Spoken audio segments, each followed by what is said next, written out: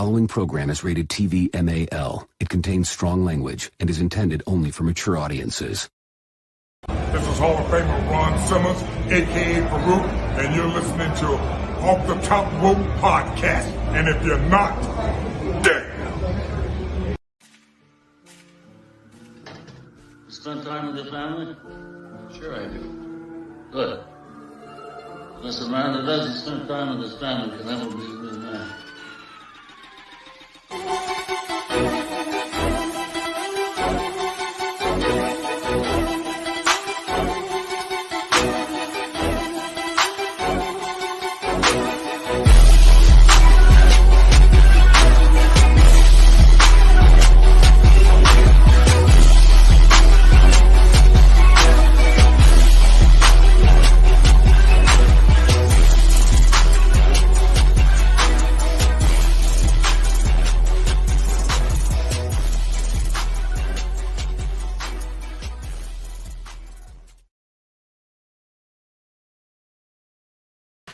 What's going on, ladies and gentlemen? It's your boy. I'm back.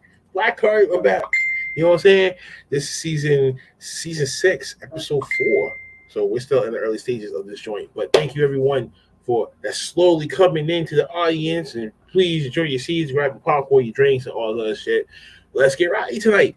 Thank you everyone for tuning into the podcast, taking your time out on a Friday night and just, probably just fresh off of watching SmackDown and Rampage.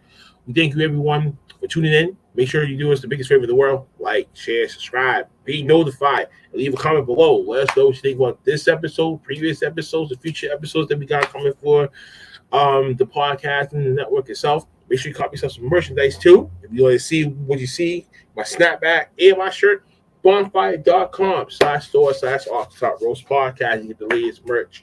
Always up to date with every single page that we have, including Teesprings and including DecoSlides.com. Grab yourself some slides, grab yourself some neck gaiters. And next week,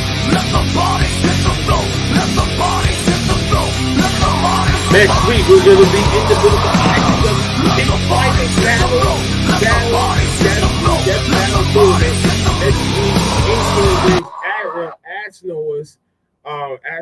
as Sonya's. Definitely, we're going to be in that building, and hopefully there's going to be some blood spill. And this is going to, we are expecting some blood spill next week. But so, we can't wait. The Boston Squad's going to be in the building for that. You know what I'm saying? So yes, let's jump right into this goddamn thing. Going in alphabetical order or hierarchy order. Me on my number 2. Not actually going to the toy like E Dukes does on the weekends. Our Cyber Yeti, our beloved underboss. He's back. Paulie Walnuts. I know what's going on. Call it. Okay. Talk. Okay. All right. I got you. Bro, What's up, folks? What did I do? Freaking say, here come my number 2, and I ain't talking about taking a shit. Motherfucker. God damn it. Hey, you better stop living. You know what it is. I want you to remember me. But today don't have no memory. I'm coming. Open the door, nobody can stop me. Nobody can hold me. Nobody can control me. I'm coming. I'm here doing my thing. I'm here to bring the pain. I'm never ever gonna change. Now open the door. There you go. Much better. I appreciate it. What's going on there? Silvio Dante, Arcus Gary, our third chair. Yo. Mr. El Maverick, the King Drip, Maverick, Drip, according to Noah for the past few weeks. Yes. Excuse me. Our Rosa Groove for Concrete. She's by herself tonight, though. Just trying to see what hat on. One half of the CC connection is in the building. And then we transition over to my favorite gargoyle in the world. He must call me Goliath. King Reezy laid up in his bed, so at least we know we don't got you have to play the game what room he is, because you know what room he's in. And then my favorite guy, he doesn't want to be called this, but he's really Ricky Stark's long lost son. Him, Mr. Tyler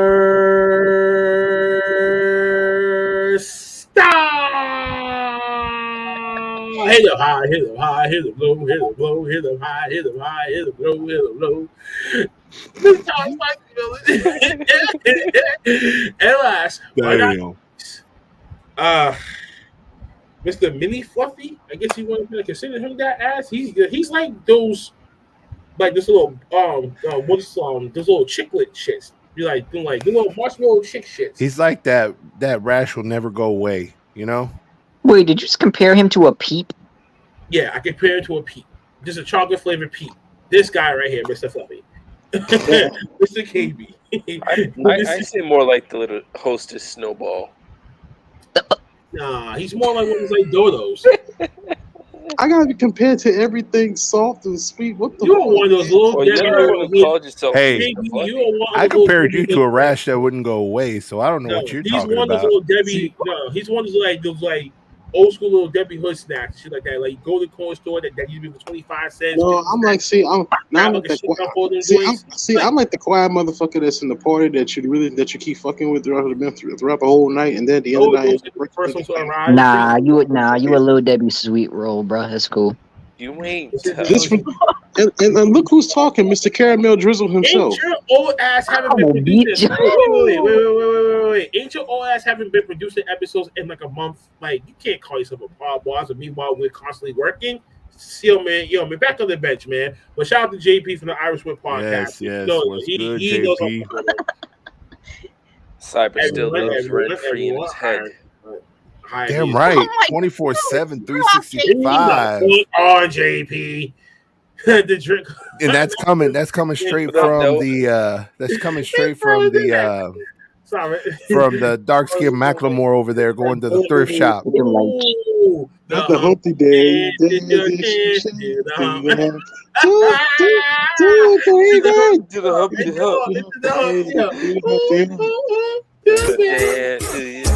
Yeah.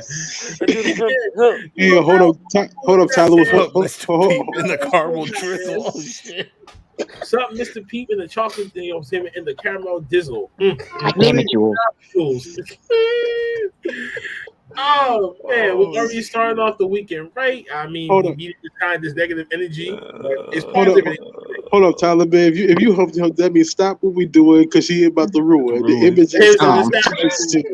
I look funny, but yo, I'm making money. so Tyler, hold on before we get. There's no need for that kind of talk. I know, Tyler. Does that mean Tyler got busy in a Burger King bathroom? Oh my God! My name is Humpy. I love my oatmeal lumpy. Who is the oatmeal lumpy though? That's weird as fuck. It's grits over oatmeal, bro. Oh man, that's definitely one of those like senior citizens meals that like you gotta eat so much bran just for you to try to go and take a number 2 and shit in the toilet. It's one of those things. It's sad. But yeah, folks, shit, Jules. Yeah, but yeah, we here though. Before we even get started, no. Damn. Go fat out to Carmela in the Bronx basement. I'm dead. No. Some of you guys gotta understand. Noah is still like a preteen. It's like, damn, bro. Y'all gotta understand. Like, I don't even think little homie. I don't think little homie even hit puberty yet. No. Oh damn. I mean, he has read. Oh shit. Oh no. Brittany's in the building. Tino. Oh, what's up, Mr. Tino? Time. Thank you. This is your first time here in the audience. Welcome to the sit down before we actually, really get started like that. Oh, and all I got to say, fuck you, CM Punk. You ain't shit, bitch. Thank you. Whoa, where did that come from? Whoa. Already off to a start. Yeah, don't even get started on that. Already off to a start. Before we dive into that fiasco and shit like that, we got another one. The $5 million that we talked about last week. Come to find out, that payment could have been linked to the Trump administration. Yes, we all know how Trump and Vince McMahon are best buddies. They're both Republicans and shit like that, and they had them had them way long ago on WrestleMania 23. So some of these money, the hush money that's been scooping around, that was a 19.6 million tally from last week. I think right now, it just went back down to 14.6. And this is true that this money is linked to the Trump Foundation, and we know how that shit is really going to go. But I said this last week. does that really change our perspective about the old man? No. No. He's still one of these old ass pervs and shit like that. So this whole thing is just one perv to another perv. It's just they're trying to look after one another. I definitely said this last week on the CNC Connection, and the reason being is his wife was a part of the Trump administration during his president. I mean, think about it. Am I tripping or is his camera froze? One was a former president that broke someone. His camera's froze. It didn't get charged for it. And then the other one, he's paying on people like, it's like a pay to play method. And then he tossed them off. What difference does it make? Same thing. Just one pimp just working with another pimp. You know what I'm saying? And they, if they can get these hoes, they're gonna get them. So I'm not surprised. What do y'all think? Damn. Yeah, it's Grandpa Punk. Yeah. Worst money Tony Khan has spent thus far. Don't get me started on another CM Punk rant. I went last week. Don't get me started again, because then I'm gonna roll AEW right into it too. Yeah, Jules. It's my boy. Yeah, that. Okay. Hold up. First and foremost, freaking AEW can freaking kiss my ass too, because the one thing that's pissing me off more than anything is the fact that they're turning around. They brought Kenny Omega back way too early. You could clearly see it in the match that he was still in pain. Mm-hmm. He doesn't even know if he can still fucking wrestle. He has flat out said that on numerous occasions, that he doesn't know if he'll be able to get back into the ring because of how much pain he is in. And then he turns around, gets into the ring, probably nearly threatens what little career he might have a chance of having left, just because the ratings needed that pop. Can I say something? Dumbasses. JP, stop it. I'm gonna say something real quick to that, Cyber. Yeah. And I agree Kenny came back too soon, but you want to hear what's effed up about AEW when it comes to their guys and like the medical team and whatnot? It's the same situation with Cody. When Cody tore his pec, it was his choice to go out there. With Kenny, the second doctors give you clearance, it's your choice to go out there. So I agree TK should have overruled it. I do agree with that. But at the end of the day, if Kenny chose to go out there, that was his choice. But I mean, we're talking about a level of I agree. He still needs 5 months at least. Yeah. Oh, definitely. Yes, because look, there was a different level here of where Kenny Omega was and where Cody was at. Cody, he couldn't injure himself any more than what he couldn't injure himself anymore. Yeah. Kenny, he could have damn near paralyzed himself. Yeah. Doing the dumb shit that he did, especially that dive he took over the rail. Yeah, that was weird to me. That was stupid, and it looked like he landed funky. Sounds like a prima donna to me. Noah. Well, yeah. That's one. Yeah, that's one thing I will always give Dragon Lee credit for. I don't know if you probably didn't notice it, but when Dragon Lee went for that spear, he made sure to start turning so he took the brunt of the fall and not Kenny. Yes, I did. That's one thing I love Dragon Lee for. And Dragon Lee is a damn good worker when it comes to he knows someone's injured. It's because he will put himself in harm's way. The second that spear hit, he started turning. Yeah. So. Exactly. Yeah. But nah, man. Listen, this whole thing with Kenny Omega, and we'll get into that in a little bit. Yeah, I want to foreshadow that, but we'll talk about that when it comes to that topic and everything else. But this whole thing between this whole $5 million thing, I think this is gonna be the last bit that you're gonna hear news about money coming out or being resurfacing and shit like that. I think they did a whole investigation according to certain sources, so I'm not expecting any more, more hush money being brought up. I think they're going to just use this evidence and then try to do the best that they can to try to get some conviction. And they're going to get some form of conviction. It doesn't matter. It doesn't matter what political association you have. It doesn't matter if you're Republican, Democrat, whatever. No. They're going to pop his ass. It's not going to be he's not getting out of this unscathed. Yeah, no. I mean, then again, listen. I mean, the law right now. Y'all know what the fuck I'm gonna say. If y'all got money, y'all gotta pay for the best lawyer. The best lawyer is gonna get you the best deal possible. Yeah. Like I said, he's going to be sitting in a Martha Stewart jail, or he's going to be doing a house arrest, and he's going to be sitting in his mansion in Hartford. I said this to Shaw on the CNC connection. The man will be playing tennis and golf with Trump in prison. Yeah, it's funny. Mr. Weaston, Kofi Weast is in the building. Shout out to y'all that's going to Jobber Slam tomorrow.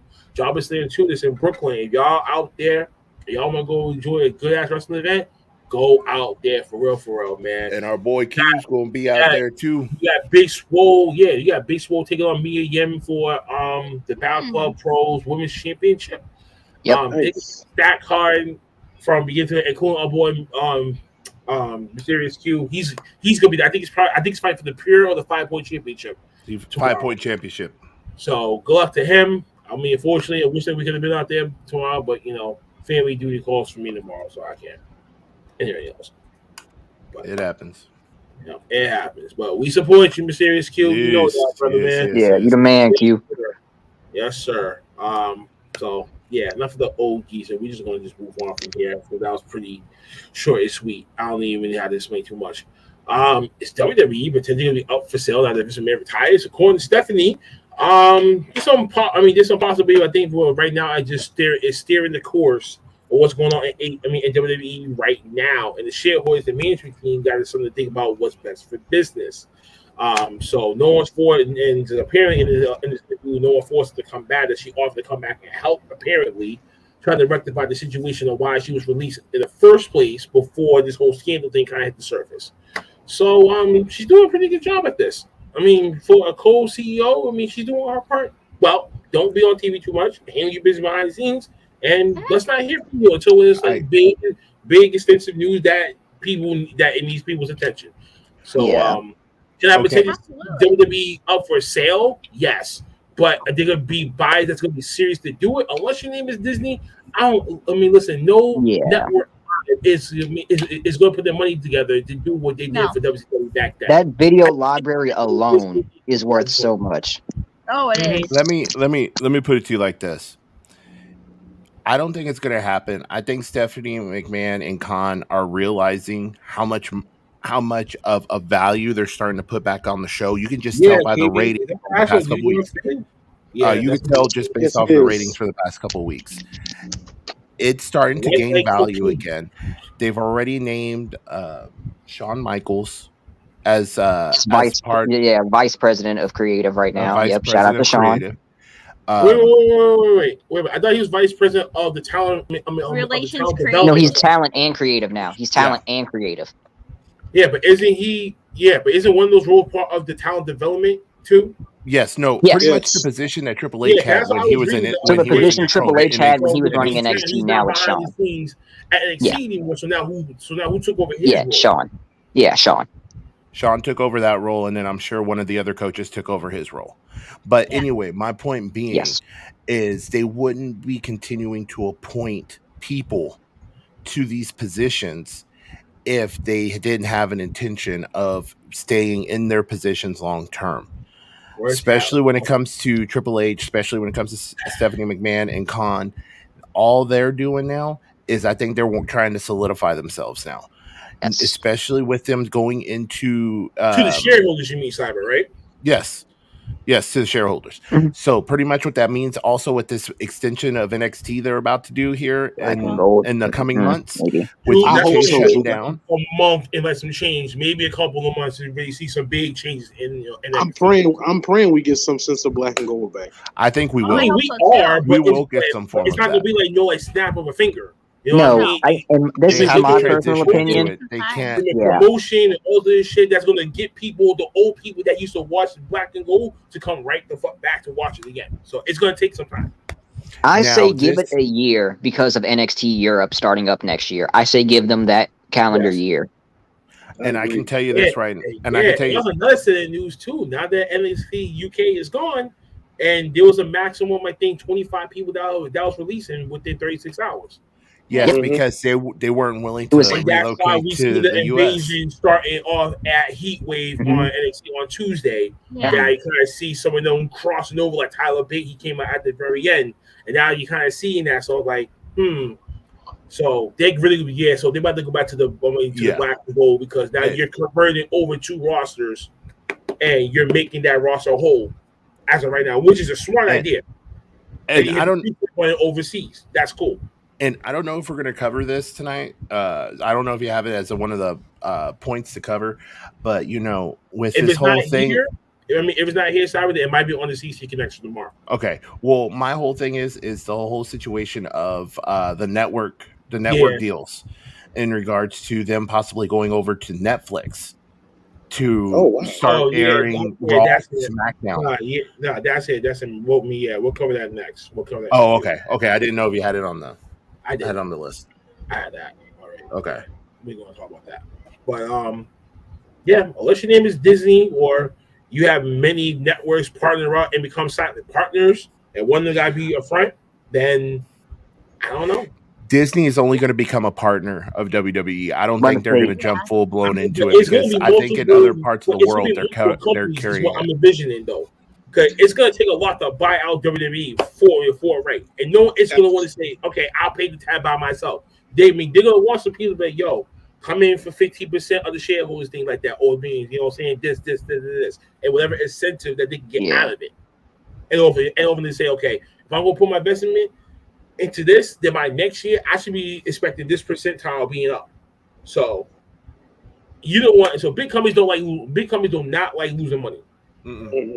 As we see what's happening with Time Warner and Discovery, how they're shaving on so many movies and other projects and shit. AEW could be potentially on that list.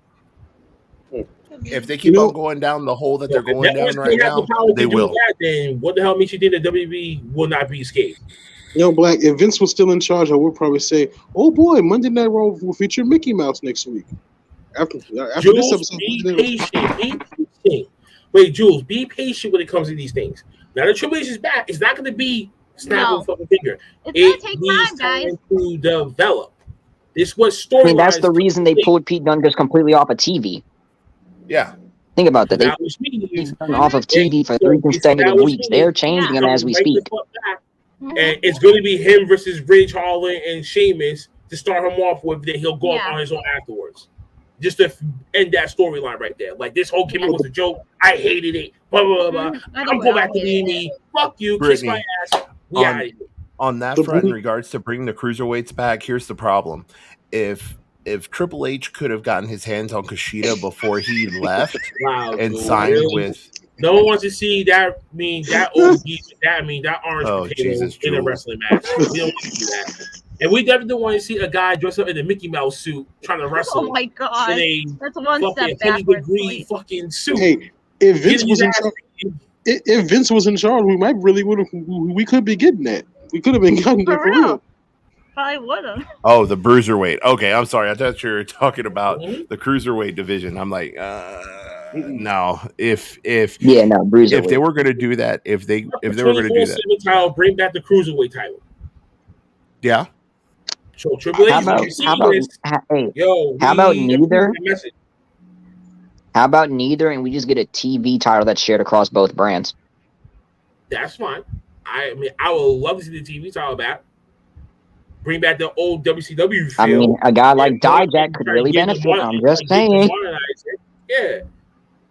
I mean, it could work for some people. We just don't know if it's going to be like open challenges and some shit like that, or is it really going to be a set of people that's going to be in that division for that? We don't want to have a. I know me and Todd, we went back and forth with this whole AEW ranking system shit. I don't want to go back with that. I dare you. I dare you. Goofy and Pluto in a Hell in a Cell. What the hell? Pluto versus Braun Breaker. No, stop it, y'all. I'm also be saying Goofy versus Seth Rollins. What the hell? So what do you? Seth Rollins is going to be curb stopping, deliver shit out of Goofy's neck. Now watch. Minnie Now watch. Mouse versus Somebody. Alexa Bliss. No, Tyler. Tyler. I got one. I got one for you, Tyler. Right after Monday Night Raw, we got Mickey Mouse's Clubhouse. We got the Mickey Mouse Clubhouse. Yeah, Elsa versus Elsa. Magnificent. Frozen versus Snow White. Yo, y'all doing too much. You know what? Yeah. Y'all do y'all Disney fantasy matchup and shit like that. Put them things in the comments. We'll read them shits out loud. For real. Because if Disney buys out WWE and they really use cartoon characters as animation or as like an animated wrestling match, what would y'all want to see? How about that? What about Snow White versus Charlotte? Can we at least see like Pocahontas take on Sasha? Nah. Yeah. Matt, that's a decent one. I'll let that one slide. No, matter of fact, let's get the girl from The Princess and the Frog versus Sasha. Yeah, that's cool too. I'm so done. Moana with a steel chair. Oh my god. It's funny. Dude. That's funny. Oh, Blackheart, here's the one right here. Ursula versus Nia Jax. Let's bring Nia Jax back along. No, King. Only do that if you want to kill off a Disney character. That's the point. That's terrible enough. That's Ursula body slam. But first, Ursula's got to make Nia Jax save my hole. Carmella better win. That bitch is gonna get smashed, squashed, and all that type of shit. Carmella versus Cinderella. That's nice. Just for you, Noah, just in case, I know if you feel your way about Carmella, then I can't fault you for your feelings. I can't fault you. Next, just when we already foreshadowed this, is Raw and SmackDown moving over to NXT? Moving over to Netflix. According to Tony Khan during the second quarter annual call, there have been some discussions about potentially going to the actual streaming world and actually displaying that. There's been calls about that for months, believing that it's looking into the live space. So if Raw and SmackDown do end up doing it, it's gonna be live on Netflix now. And we all know how the potential situation with Netflix right now, how they're skyrocketing their prices, and no one wants to pay that, so they're backing out. So they're trying to figure out a way to try to get subscribers to come back. Now you're trying to have some new ideas, and why not try to do what Hulu does? Hulu has packages where you can watch live sports and live TV live along with your subscription. Because I have one of those myself. So they're trying to do what Hulu does, and they do end up getting SmackDown and Raw on it. I don't know if it's going to be a big jump, but it's going to be a slight increase. But they need to bring that price down, bro. Like, listen, I'm sorry. Oh, definitely. Let me start off. $20 for Hulu, and then I'm done. But normally, I usually pay $7 a month. I don't have Netflix. How much is the package right now? I think it's what, $19.99 now. Yeah, it's up there. It's almost as. Here's the thing.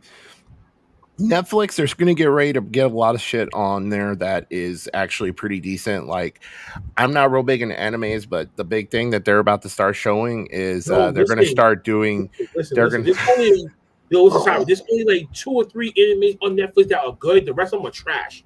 Well, no, here's the one that I'm looking forward to. It hasn't debuted yet. It's Cyberpunk Netrunners.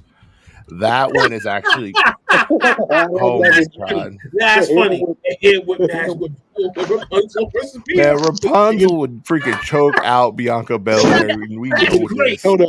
Jules, that's awesome. That's fucking awesome. Hold up. You know what? Black Willow Smith need to be special guest referee for that match. What's up? That match right there. I give this match a 10. A fucking 10. I guess I'm the resident anime fan out the bunch here. Jeez. Netflix versus cable TV in a ladder match with the. Damn. SummerSlam 05. The last SummerSlam of Eddie Guerrero. Baki too, bro. But I'm about to say, thank you. Baki, Here's my thing about the whole Netflix situation, and I agree with JP. He said earlier here in the comments, he says there's a lot of red tape they would have to go through in order to make that transition. And not only that, they would probably have to buy out the contract that they have with Peacock to stream their stuff, stream their pay-per-views and everything on Peacock. So look at the money, and plus look at what their ratings have been like since Triple H has taken over creative. I mean, Monday Night Raw has hit well over 2 million for 1 week. For a week, and they're consistently 1.9 the next 3. Yeah. So I mean, they're hovering close to either at 2 million or just below frequently since he's taken over. Not only that, once he's able to actually put long-term storylines up, which I think after this Clash at the Castle, this is where we're going to start seeing that. Yeah. It's going to continue to go up. That's why I seriously think people have been talking shit about Triple H on social media because, AEW beat them in the rankings. I know I'm going to sound like a WWE fanboy, but y'all all know me. I like everything. But if Triple H plays his cards right, he's going to start wrecking on Tony Khan, and he's not going to have a way to get out of it. Listen, and if that does happen, what do you think other cable companies is going to be looking at AEW? Is like, well, whatever happened to that HBO Max deal that y'all was talking about a while ago? How come that hasn't really sufficed? We haven't really got no update about that either. So, JP, WWE will get on the live stream situation quicker than AEW would. Fucking JP. No. Combining. Oh, Jesus Christ. Okay. Wow. That's it. Nah, JP wins. Touch him? I swear to God, I'm gonna beat the shit out of you with Alan's head. JP! Don't do that shit anymore. Yeah, believe me, I won't. Nah, he got it. He wins. It's over. It's over. He wins that shit right there. No, and but also Jules. No. It wants to get out. Wants to walk around. It wants some walking around money, and it wants to buy some shoes, and it wants to walk up with the people and say, "Hey, Gator don't play no shit." You feel me? Gator never been about that. Never been about playing no shit. No. They gotta still be working with HBO Max for them to advertise House of Dragons. There's something still going on. I guess nothing's just come to paper yet. Yeah.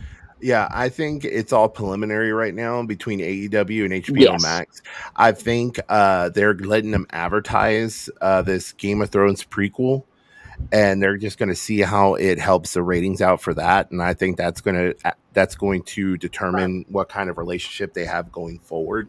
But we've seen that already when it came to the whole King Kong versus Godzilla joint. They did the same thing with that. They are known for doing that because they have no control. Time Warner tells them, like, yo, this movie is under our banner, so we need you to promote it on your show. And just incorporate some of that joint in that bitch. How you think that whole, what was that Halloween? That Halloween 5-on-5 match and that Ghostbuster movie that came out. When you came out as a Ghostbuster shit. Yeah, I don't think they're known for that though. You don't see WWE doing that shit like that anymore. But I think they did that whole Halloween theme match, and with the Elite coming out dressed as a Ghostbusters, I think they did that just kind of on their own. I don't think they were. Yeah, that was up to the Elite. Kenny was like, "I want to do something crazy for Halloween," and they're like, "Okay, Ghostbusters."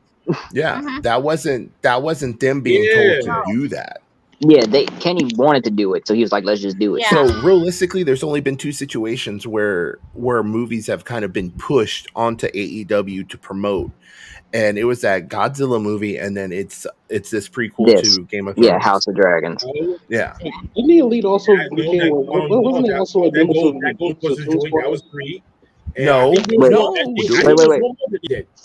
Hold on. Say again, Matt or Blackheart. Say the other 2, because there's House of Dragons and there's Godzilla Kong. Say the other 2. That Halloween special. That was up to the wrestlers. Everyone's costumes was up to them. That wasn't anything pushed. But that was still the same week as that Ghostbusters movie came out. Yes, but that was the Elite's idea. Yeah, but the Elite just chose to do it. They could have not done it if they didn't want to. Intertwined with each other anyway. It was still promoting during that match anyways. Even him and Adam Page But it come out wasn't and a fucking forced fluffy. promotion, is what we're saying. It wasn't a No, forced I know that, promotion. but I'm just saying, like, no, I mean, but I'm saying, like, if I seen Adam Page come out in the big fluffy suit, exactly from the very first movie a long time ago, come on now, that's promotion right there. Because who the fuck It is, but it wasn't forced. The other two have been forced. Yeah. Oh, Mavericks. Hey, look, it's Sunshine. What's up, guys? Wow. Look, creepy as a motherfucker. Like, HBO you know versus what? No Maxwell joke. Jacob. I've been kind of secretly wishing I could get a hold of someone's Netflix password just so I could freaking watch Stranger Things and all that shit. I haven't, yeah. I haven't watched that shit yet. I haven't watched that shit yet, though, but I heard that was good. But yeah, realistically, I don't think that that's going to happen. I kind of agree with JP. There's too much money that'll be left on the table if they do it. Yeah, especially like you said with isn't the Peacock contract for $1 billion? Buy out those contracts as well too, and they got Yeah, the replaced. Peacock contract's $1 billion. You're not getting out of that easy. Yeah, I don't know. It's not. It's definitely not. That's going to take a process to do. That's not going to be no walk in the park. All I gotta say is that I just look forward to seeing at Clash of the Castle how they're going to get one of those titles off Roman Reigns. Yeah.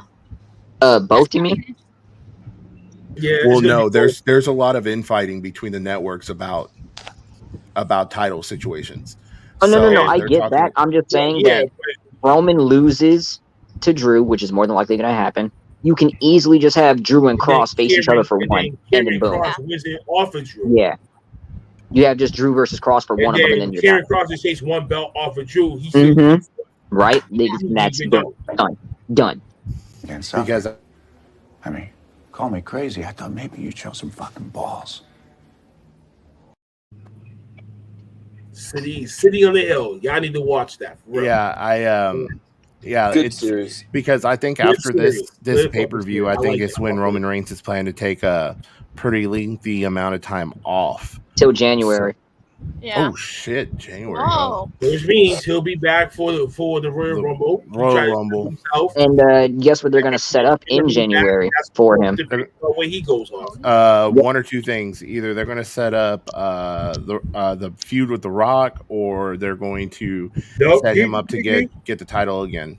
Nope, it's only one thing and one thing only. The whole Reigns and when you get The Rock to come back during the Royal Rumble, blink to see within the match, now you're off to the races. I'd rather not have Rock come back and be in the Rumble, considering Cody's probably going to return. Yeah. Cody's going to return. He's going to win the Rumble. He's going to win the Rumble. That's obvious. If you need to propel your storylines, you have to do it by at least Royal Rumble time to start it off. Well, no, but I'm saying you don't need The Rock in the match for that. Like, I'm just saying, like, Rock come out, distract Roman, and then he gets thrown out. What year was it that Roman Reigns got eliminated out of the Royal Rumble, and he just went into this massive feud with this person? I'm trying to remember who the other person was on the other end. It was a couple years back. It was before. It was right after. I think a year or two after he tried to defend the WWE title in the Royal Rumble. It was a couple years after that. It was a couple years. 2018. It wasn't Randy Orton because Randy Orton won it a couple years later. It was somebody else. Because 2016 was the year he defended it in the Rumble, because that's when Styles debuted. Was it the Undertaker? It was either Undertaker or it was when Styles debuted in the Rumble. Not when he won it. When Styles debuted. Triple H won the title, but he ended up still dropping it to him. Who was 18? That year. No, Blackheart, listen. Styles debuted at number 3. That's what I said. Yeah, in 2016. Yeah, in 2016. That's what I was making sure. It was that Rumble. Roman did eliminate the it was that Undertaker. Rumble. Because Triple H came out last, and he ended up winning it. Yeah. Part of me wants to say it was. Part of me wants to say that's what set up Brock and Roman again. Yeah. Yes, I think that's what it was. Brock went and beat his ass. So we could see something similar like that happening at Royal Rumble this year. They could still have Cody Rhodes come in the number 28 slot, which is like the most infamous slot ever to go on and win. Mm-hmm. That's where a lot of people and then have The Rock come in at like number 15, and then have Roman Reigns come out at 30. Oh, said that it was an Undertaker match? It might have been Taker. Yeah, it was because Taker. Yep, because Taker and Roman happened, and Roman was only the second person to beat Taker. You're right. You got it. Yeah, Yes. because that was the year Roman came out at number 30, and everybody was just pissed the fuck off. Yep, that's what. Yep, there it is.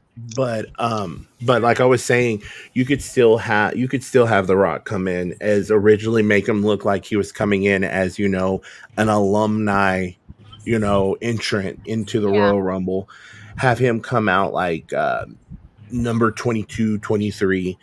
Have Cody come out a little bit later, and then number 30 have Roman Reigns come out. Have The Rock eliminate Roman Reigns. Have either a group together or eliminate The Rock. That starts that feud with them. And then Cody turns around and winds up winning it. That puts him in the main event for WrestleMania. And he faces either Drew or whoever has the other title, which to be honest, it would be the perfect situation if Seth Rollins was to get the title back. It would the scenarios. You're damn right. Me and my scenarios. Have him turn around and beat Seth Rollins' ass again to take that title back. Cyber. I get that. The psychological damage that Seth had done to him, he'd be like, "Yo, wait a minute, I'm still not over you." Like, no, you need to crack that. Nah, I get that, Cyber. I've just got two things. For me, this is just me because obviously I'm a lot younger, so I've seen a lot more recent things. This Cody situation to me is just bringing me right back to John Cena 08. If anyone remembers that. Came out with the massive pop in New York City at number 30. He came out as the number 30 entrant after the same injury, torn pec. The right pec got tore. I would rather see Cody come out just the last entrant. No one expects it. No one knows anything. And because if you guys remember when Rock had his interview talking about his future, if he ever plans to go back to WWE, he said the only thing I want to do is Roman for no titles. Yeah. So he's already setting it up in the media already. He's already setting it up. Yeah, so that's what I'm saying. I would rather have Rock just do the one match because that's all he wants to do. Yeah. But that's just me personally. I'd rather just see The Rock get his final retirement match, go put on a banger with Roman, and then be on your way making the movies and all that money. Straight up. Get into the Hall of Fame, and once he's in the Hall of Fame, you should actually just stop it right there. Move on. Oh, he is going to stop it right there because he doesn't have anything else to prove. No, he has nothing left to prove. You're right. No. Tag title, Intercontinental title, World title, U.S. title, I think. Tyler, there's one more thing left for Dwayne Johnson to prove. President Dwayne The Rock Johnson. Okay, get out of here. Yeah, please do. Powerhouse hard. Oh boy. Someone needs to take KB's mic rights away from him. Okay, listen, he's not Dukes. You may have. I'm about to put him in the same classification as Dukes right now. Damn, that's worse. That's worse. KB. I'm still not over what I said about Dukes yesterday. Rock versus Glenn Jacobs 2028. Shit. No. That could happen. That could happen, man. We see some weirdos announce themselves as Kenny and shit like that, and then you sit there scratching your head, you're like, how? He said Rock versus Glenn. No, that's insane. Listen, no, I hope you meet in the presidential election.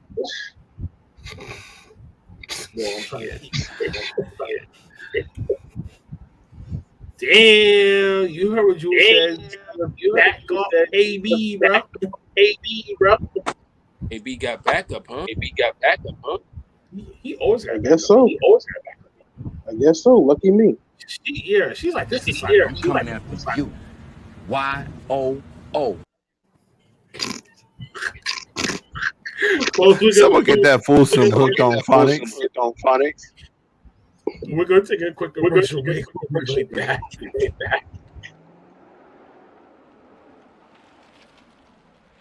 Listen, I'll save you some gas. I'm just going down to the stationery store, then I'll be right back. You don't gotta follow me like yesterday. All right?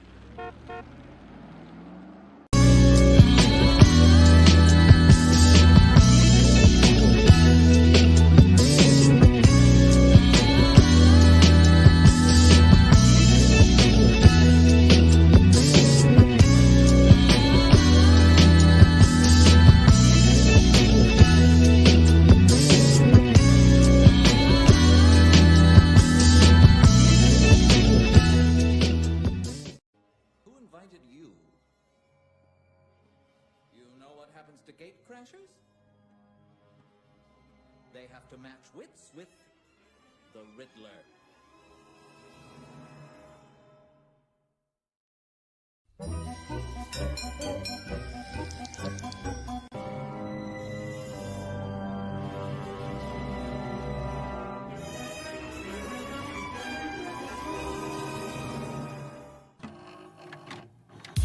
Promotional consideration paid for by the following.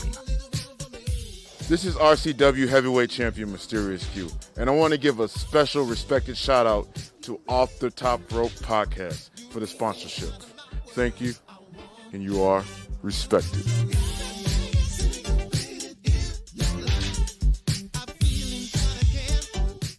Well, this is Tana Lee, all you want to see, and I'm here on Off the Top Ropes Radio. And make sure to like, subscribe, and comment, and share for more.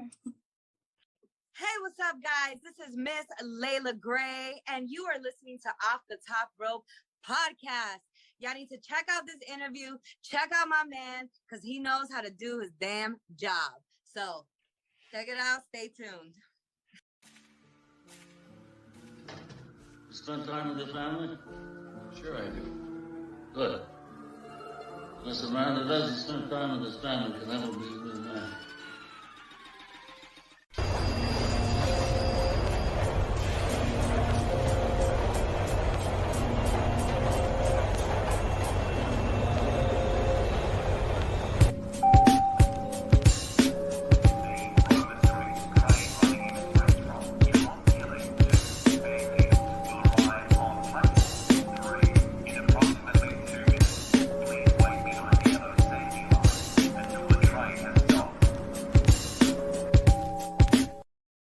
This your boy Kenneth Stones, aka Kofi Weaston, one half of the Dirty Hills, man. You already know what it is. I'm here to say what up to Off the Top Rope, man. Make sure y'all go follow, like, and subscribe, man. Make sure y'all go look into all these stuff, man. Y'all like wrestling, man. Y'all already know what it is, man. Shout out to my son Blackheart all over there, man. Off the Top Rope, you are Dirty Hills approved. Okay. The official OTTR Snapbacks is in his house. Make sure you cop yours at bonfire.com/store/Off the Top Ropes Podcast. You dig me? Ooh, this shit was fuego.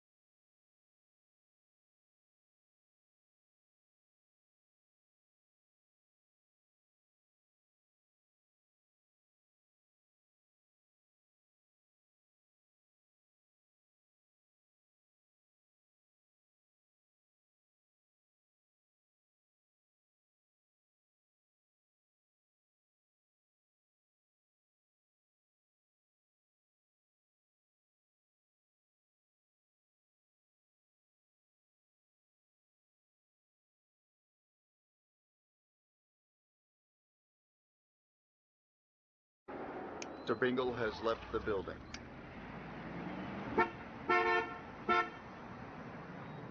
They fucking made me. Okay. So before we jump into all this, Jules, you realize I'm like 6'3", and I'm like 350 pounds. You try to okay, KB got to get muted because of that echo. Yeah, I was about to say I can hear myself echoing off of him so bad. Anyway, if you try to cough and drop my ass, more than likely is one or two things going to happen. I'm going to catch you, and it ain't going to be pretty after that, or else you're going to feel like you just fell on the damn concrete floor. So, no, girl, no, don't, no. Oh, sorry. Anyway, moving on. Jules, you're poking some holes in here, but hey, I keep it mad. Well, some of them. She trying. She trying. I don't know what KB's doing. I don't know what Tyler's doing, but they better come back to come see their mans. Their mans mean Kenny Omega He's back and he returned on Wednesday Night Dynamite. Even he's still not 100%, as you can clearly see.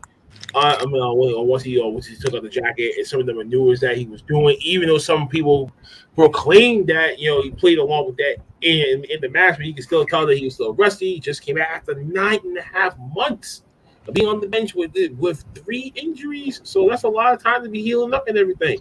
But he looked decent in the match, but you can definitely tell ring rust is something that every wrestler has gone through, especially if you've been out of the ring for a long time. It's a time factor situation. So for me personally, I think they rushed them back. And they say, "Yo, listen, we started this trio titles. Well, you're right there. We got to get you in there. So we got to get you at least at some point. So even if you're decently healed, but it's your choice." That's what I said earlier. So I think he really did make that choice. But nevertheless, he still held his own. Even after the hard task, he still was able to hit his maneuvers pretty decently well. Except for a couple. But at the very end, though, when he tried to hit the one-winged angel on Dragon Lee, shout out to Dragon Lee though, because that motherfucker was a fucking crazy maniac in that match. Yeah, that was he could definitely tell he needed some assistance with the rink and everything like that to try to maintain his balance and try to get him over. But you can definitely tell he's still injured. But I guess my question to you guys is: he the savior? Yeah. I don't know. No. I don't think he can be the savior The if he's savior? injured. Like how? The savior of AEW is from Long Island. Is that what y'all think? I know everyone will have a different person in mind. Who's savior? Nah, I'm sorry. As much as I hate the guy, we already know how the Sean person to is, bring so we already know AEW back is Maxwell. who she's gonna pick. But Hate what the about guy. everyone else? It's MJF. He's from Long Island, guys. He's got to be it. You're saying MJF. I know Mox girl over here is going to say Mox. Cyber, who do you think? You asked me for a savior, not who should be the next champion. There's a difference. Fuck CM Punk. Okay, can you let the man answer the question? Cyber, who do you think is the savior of AEW? Okay, right now, they need to be looking at the people who are holding up their mid card that don't have titles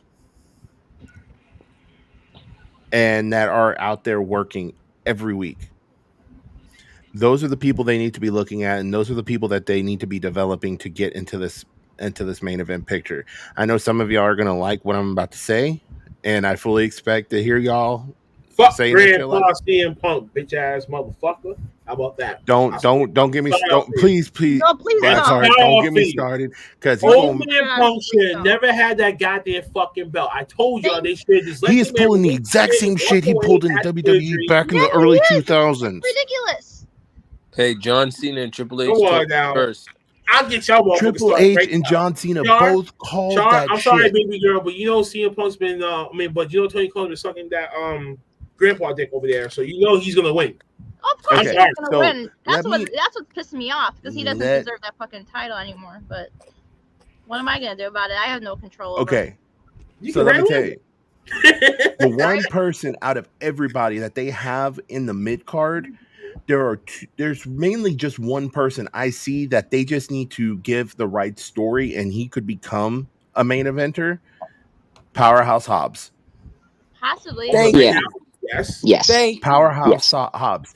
That is someone they are sitting on that they should have already turned around. And in this situation, due to the fact MJF is still technically MIA, Kenny Omega is barely able to hold it together. He pulled a couple of good moves in his match in the trios tournament opener, but other than that, did you see when he lifted up his compression shirt? Did you see how high up the tape was? It was covering literally from below his pecs down. Yeah, he's wrestling with one fucking arm. So no. He had surgery on a hernia. Yes, so it was literally below his pecs. No, I wasn't talking about the brace. I'm talking about the actual tape when he lifted his shirt up. Yeah. But here's the thing. The second that they didn't have an ETA return on Kenny Omega, Powerhouse Hobbs was the first one they should have started putting in rivalries with people who had already held the title, put him up against Chris Jericho, put him up against Moxley. They I should humbly have put him disagree. against Chris Jericho so we can destroy his ass. Oh, shucky, ducky, quack, quack. That is the first person. That's the first person. I'm humbly disagree on that. Well, I know you probably may not agree with a couple of, with the whole Powerhouse. I agree Hobbs he thing. shouldn't be a mid. I agree he shouldn't be a mid carder right now. I can agree with that 100%. But saying that he should have been the guy to like strap the rocket on. Well, there's another person you might agree with. Okay, let me hear this one. Let me hear this one. Well, it's actually between two people. Let me It's hear Darby Allin. Yeah. Because he's been Darby busting doesn't want his to go ass. for a world title, so there's that. Darby never wants to go for it. And that's the one thing I don't understand. Why the hell doesn't he He want to doesn't. go for it? He'd rather be a just straight up workhorse. That's what he likes to do. That's stupid. Then he's in the wrong profession. Then I think if he has that mindset, because His mindset is I just want to constantly put on matches. That's what that's his mind. I constantly just want to work and work and work. That's what he. For the main event scene picture, but I mean, he wants to. No, he doesn't have a problem being like a main event match caliber guy. He just never wants a world title in AEW.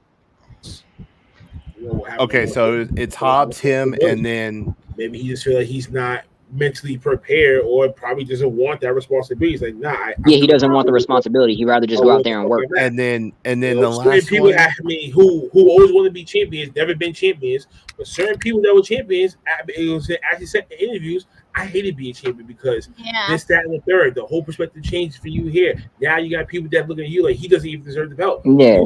If Darby was world champ, he couldn't be himself. No. The other one is actually a former WWE guy, and you're probably going to probably think that it's the last person that you would Mr. ever hear. Cole Bebe? Huh? Mr. Cole Bebe? Well, obviously Adam Cole is in that picture just due to the simple fact he could push along the whole Undisputed Elite versus the Elite angle. That would definitely help having the title involved, but also too, if Andrade could get a good storyline. Yeah. I can agree with that. I mean, now he's getting to work with his best friend, so hopefully they can start something. But there's one name. They just took off fucking Dragon Lee. MJF. Wait, what about my boy Keith? No. There's one because right now Keith Lee's with Swerve. So no, there's one name that's now getting pushed as a single star that no one is giving credit, and it's making me angry. Ricky Starks. The revolution is televised. You inconsiderate mother. I didn't hear you, Char. I'm sorry. I love you, Tyler, but I can think just like you. That's what I'm saying. It gotta be his guy. Now they're starting to do that, but the way that they're doing it, honestly, I hate it right now. Like, why fees after QT fucking Marshall in that whole fucking squad? You already know he's above them. He should have already been having decent matches with other people that you're right matches, and he could have got the fuck up that way. You see the Bill. Let Starks take the title off Warlow and actually make it be meaningful, and then move on to the main event picture. Hill is one like that. Let Starks be the guy to take down. That would be interesting. I mean, wouldn't have to be clean. It wouldn't have to be clean. It gotta be a heel that he gotta take it off of as of right now. It wouldn't have to be, but Starks is a face now. That's the problem. I know that. So it would have to be clean. It would have to be clean, or else it would have to be a screwy finish that he's not involved with. Face now. He can win it and win it fair, and people will believe it. I think that's the thing. Is it believable that you can see the audience and say, "Whoa, I was expecting that." You know what I mean? And but those are the people I feel like that. Sorry, bro. Like you just said, like Cyber just said, like when Starks and Wardlow, it would have to be a screw job finish that Starks had no part in. Yeah. An idea that I can spin off of that easily. We know how Stokely's now getting his little group of male wrestlers. Have Lee Moriarty and Ethan Page come out and help Starks without his approval, and then right there you set up 2 more challengers for Starks when he wins. I can see that. Because I can tell you this: if he can hold the TNT title and put good defenses in, Yeah. he would build his stock, and then when I mean, he does lose it, he could go for the Oh, big one. absolutely. I mean, in my opinion, he proved he could put on good quote title bouts with that FTW title. Listen, you know how I feel about the FTW title, so I'm not going to go deep into this. So, it's No, the the same FTW. No. Hold after on. 24/7 title. I'm sorry. Hold on. Let me. No. Hold on. Let me clarify. Well, is it the same? I'm not saying the FTW title. The FTW title. No. It itself, it's nothing but a gimmick. It's been a gimmick since its inception. We understand that. Yeah. I'm saying the fact that Ricky was given that almost main event spotlight with a gimmick title and was still putting on the matches he was putting on, that should have showed you he was ready for a TNT title right there. Yeah. Yeah. Jules, in regard to your question about best friends I'm thinking making up, more of the all Atlantic title would be a great start for him. Nah. Listen, Nah. climb up the Best ladder, friends ain't bro. splitting, man. No, wait. Think about this, right? You're looking at the whole hierarchy of all these titles, right? The very bottom right now is definitely that FTW belt. If I'm Ricky Starks, I want to go up that fucking ladder. Let me become a multi-time All-Atlantic champion, then move up to the TNT championship. So by that time period, Willie will already have his run. Another heel character will probably take the belt off him, and then the Ricky Starks, a babyface Ricky Starks, come in. He can Oh, take the I like that better actually. Have Ricky You know Starks what be I'm the saying? first But American All-Atlantic champion. I like that. when you know, okay, he almost won every title. Now he gotta go for the world heavyweight title. He has to now. I want that. I like that better. Evolution and That's the development. ultimate underdog story. I like it. Thank you. And just like how you just said, the ultimate underdog story. Remember that promo that he cut before Powerhouse House had turned heel? That whole thing. Before Hobbs turned on him, yeah. He was like, I earned all of this. I didn't get given any of it. I had to earn all this time. I had to earn all this in. I was like, okay, man, okay. I like this. And this is where we're going to start seeing. You should have shown them this months ago. I knew you had it in you. Play, and that's what's going to propel him to the top. Oh, Trust and believe. It's going to take time. People are not fucking patient. They want things now. Mm-hmm. Why can't we just sit back and be okay? We got a whole year, so I'm expecting certain storylines to be ended at 1, 2, 3, 4. Has to be, got to be. Yeah. But if Kenny Omega go back to this whole original thing, he gotta go back. I mean, now. He gotta go back to the fucking match. I mean, it also sucks now, Cyber, knowing that Statlander was actually going to dethrone Jade before the injury. That sucks. It does suck. That was that hurts the soul. How much you want to bet? I'm hoping Tony Athena's Khan going to win now. No, I hope Tony Khan keeps that story going because what are they talking about? Chris Statlander being out what? 3 to 6 months? She's out 6 to 8 months. 6 to 8 months. Shit. 6 to 8 months. Yeah, she's out for a long. It's a torn ACL and meniscus in her left knee. Yeah. So she's out for a while. I don't see that happening. So I say have Athena dethrone Jade, have Athena have a good little run, and then when Statlander comes back, you have the feud of former friends. Maybe you want to turn Athena heel, maybe you don't. Doesn't matter to me. But give Statlander her moment, and because you admitted she was gonna get it anyway. Yeah. I wish that Jade and Statlander match actually happened though. No, because first off, Statlander would have won, and we all would have been rejoicing that Statlander got something. We all would have been in here cutting back. Man, I've been cutting in on freaking Cargill since she won the title. So I mean, I'm over her reign right now. Someone else needs to take over now. I think we've been over her since her first match. Nah. Yeah. And Reezy over She's there gotten looks better like and better week by week. So about to fall out over there. Oh no, I I think he getting a little upset because we're talking shit about Jade Cargill, man. Cut the shit. Woohoo! I love Who's getting upset? I love me some Jade, man. You know, Reezy. Reezy likes his muscles, man. And after she loses that title, the first thing he's gonna say, Jade Cargill for world champion. Yep. Nah, Jay Cargill need to be Rosa for that belt. You said Jay Cargill needs to be rubbing your feet. Oh, Jay Cargill you said versus Jay Thunder need to be Rosa. Rosa. Oh, nah. And I No, love at this Thunder point, Rosa. you know what? Thunder Rosa is a native to the area where I'm at right now. And don't get me wrong, I'm happy she won the title, but you know what? I feel like it's a Hangman Adam Page situation with her now.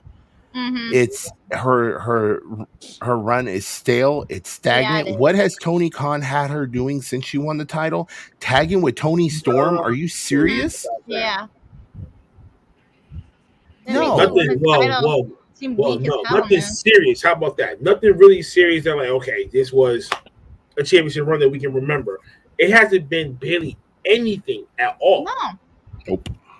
And you're tagging along with the person to try to rub off some of that on them, and they get more over than you are.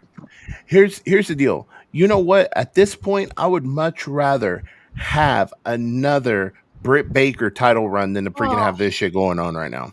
Yeah, I'd rather not have either right now.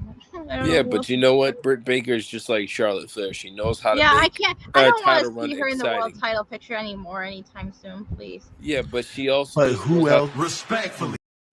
Who else is left That's that is the actually problem. built They up haven't built enough? anyone else to be in that level, but I mean, That kind of sounds familiar.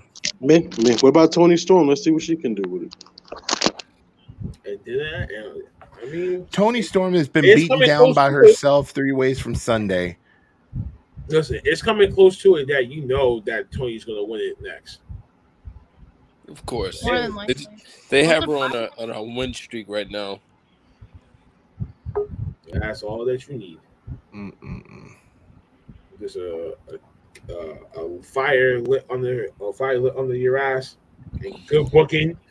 Well, seasonal flavor booking, I guess, because if this Tony Storm thing is exactly how I'm picturing the other ones lately, it's gonna fizzle out after a minute, and then whoever that they bring in next, that's it. Or Blackheart apparently Tony Schiavone gave her a new move, man. Tyler, what's the name of Tony Storm's new move? Tony Schiavone called on Wednesday. Oh my! Did y'all hear with that she what I think it was right? it was Shivani when she hit Kylan King with her hip attack. Did you hear what he called it? What did he call it? Said it. I didn't hear it. That man called it "Sweet Cheeks" music. You can get out my. He did. Wait. You know he subscribed to the OnlyFans. He called. Oh, he's man. paying to see that shit. Hey, you're wrestling every champion. Isn't it his house? Sweet Cheeks music. Oh, what's up, brother? I mean, Tyler, doesn't it kind of make sense though? Sweet Cheeks music. Her husband is already. Shut up. I'm sorry, but since Tony Storm has left WWE and she's has been gone putting to on bangers. AEW, she has flat out lost some weight, and it looks borderline unhealthy. I'm gonna humbly disagree, but I've gone back and watched Tony's like indie stuff. But that's to me. I'm just saying, Tyler, she got Sweet Cheek music. Her husband's already rock hard. No, I agree. She's lost a lot of weight, but to say it's borderline unhealthy, I've seen what she looked like back in the UK indie scene. It's not that far off. NXT UK, that's probably like the healthiest I've seen her. NXT UK. Rest in peace. No. I'm not saying this is the healthiest she's been, but you saying her weight loss is like borderline unhealthy. I looked at her before. Went back and looked at her stuff before NXT UK, and it was about the same. She looked about the same. Progress or further back? No, further back than Progress. Okay. Yeah, she basically just went back to that. Yeah, she just went back to what she looked like back then, which is fine. I mean, do what you think you need to do. But damn, I guess it's been It is a drastic change, though. But what I'm saying though, man, if that's the route they're taking, that they're gonna have her take the belt off of Thunder Rosa, I mean, I don't think they're gonna do it. That's the thing. Because she already beat Tony at Forbidden Door. What's different this time? 1-1. I would say tiebreaker. anybody. The last one. It's gonna be some Dynamite special. Trust. Grand Slam. It's gonna happen that way. If it's someone, if Or anyone, that Grand Slam show. Yeah, you can do it. But what's the point of? But what's the point of that? Rosa doesn't even have 5 defenses under her This is belt yet. Tony Khan that we're talking about, Tyler. He at least gave Hangman Adam Page 6 defenses. Yeah, he hasn't given her more than what, 3? This is defense number 4. This might be a hot take, right? But if Tony does not win the title off of Thunder Rosa, I can see her being the AEW representative in that New Japan tournament to crown the first ever women's IWGP. Yeah, exactly. She could easily go to Japan for the IWGP Women's title. I mean, they're also talking about bringing Jamie Hayter over there to put someone over in the first round. It's not even. Here's the thing. More exposure. I feel like that Athena is not the right person to dethrone Jade Cargill. It's I feel like Statlander. it either has to be Statlander or else it needs to be Tony Storm. Tony Storm did not get it done with Thunder Rosa for the world title. Then I think she needs to go for the mid card. Go mid card, win the title, hold it, get your stock up, and then go back for the world title. And let Chris Statlander win it off of Tony Storm. Have her get a run out of it. Yeah. I mean, you know what that can set up eventually, right, Cyber? You know what that could set up eventually? Because by the time... Go ahead. By the time Statlander comes back, if she does become TBS champion after she comes back, that means you are more than likely going to see a pay-per-view, or maybe pay-per-view, maybe Rampage, I don't know what. But you're going to end up seeing a one-on-one between Jamie Hayter and Chris Statlander. Ooh. Battle of the Thickness. Because they're about to strap the rocket on Jamie really soon, and it's not even funny at this point. But you know what? It wouldn't matter who wins that match. Nope. If Tony books it right, it's just going to be a good match regardless. It doesn't even matter. Match regardless. You know what, Tyler? Tyler, since you're my little brother, you should strap that rocket on Jamie Hayter, man. Oh, for real? Oh my God! As soon as she can break free from Brit, she'd be. Oh my God! Shar, he wasn't talking in that manner, Shar. I was about to say not in that manner, Shar. He was talking about a completely different. He was talking about something completely different. Completely different. Now we're gonna move forward to our last topic of the night.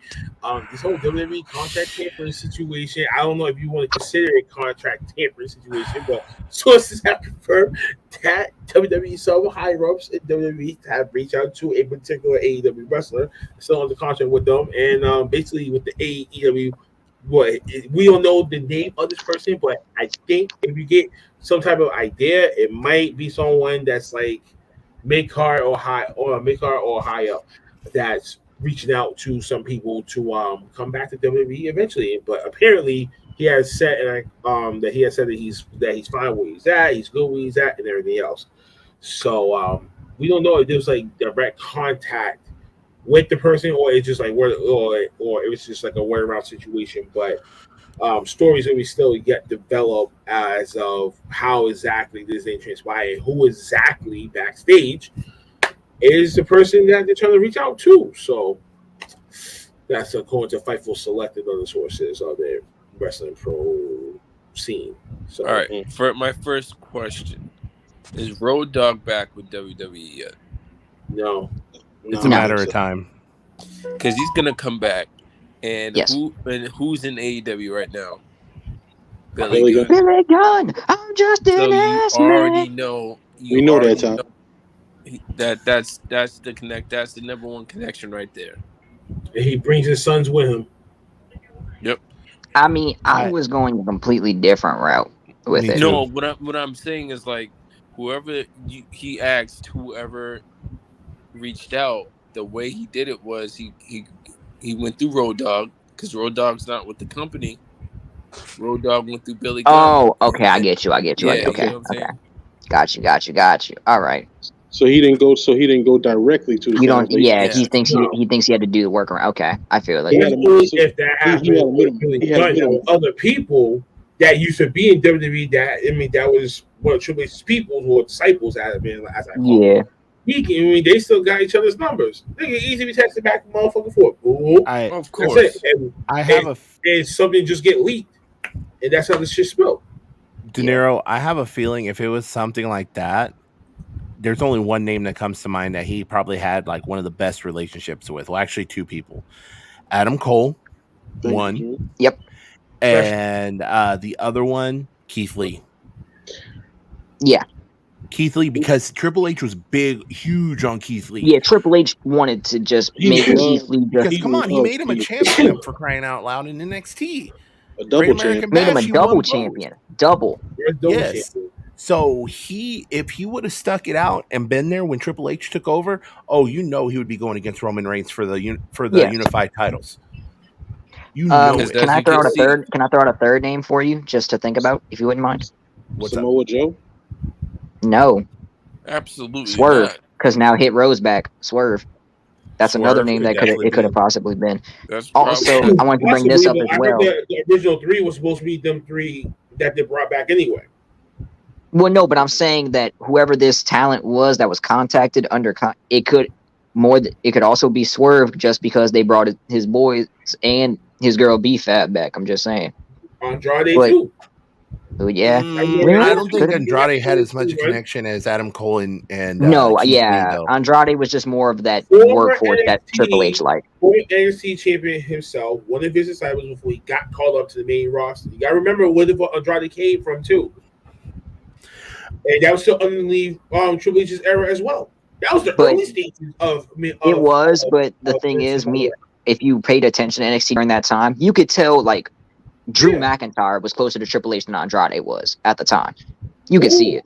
Andrade had to have Andrade's career in NXT. Wait. I got one more for y'all. Pac. Another former NXT wrestler.